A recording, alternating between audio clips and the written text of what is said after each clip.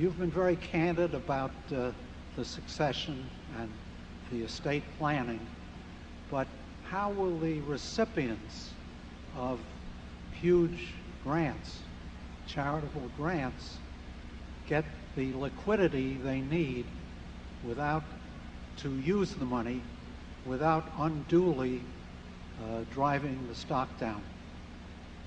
Well, I don't think that supply and demand in terms of specific, let's just say that 3% of Berkshire were to be added to the supply annually. I don't think that makes much difference. What really makes the difference is the prospects of the business. If my charitable foundation were operative today, it would have to sell. It would have to give away 5% of the value of the foundation every year. And if Berkshire paid no dividend, that means it would have to sell 5% of the holdings per year. I don't think that the price of Berkshire would be materially different if there were a seller of, that would be, in this case, 2% of Berkshire's capitalization.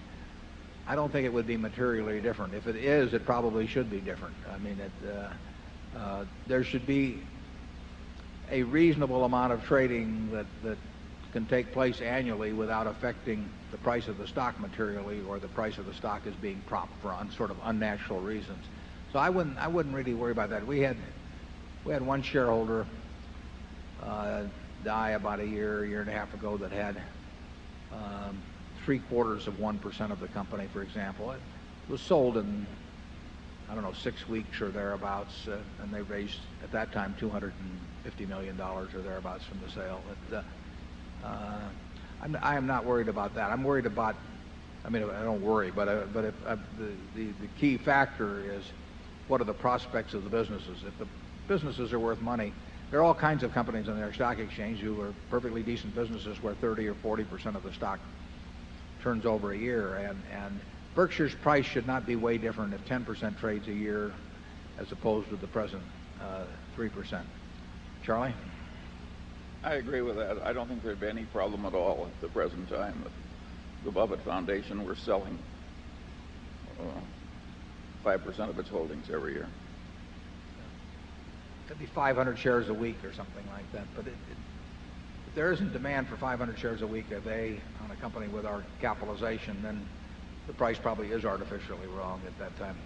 I just had lunch with Susie, and she doesn't look to me like she's in any imminent danger of mortality. Yeah, it will come into play when the survivor of the two of us dies, and when the estate gets cleaned up and everything else. So I think, certainly hope, and I think it's quite a ways away. You people have more important things to worry about.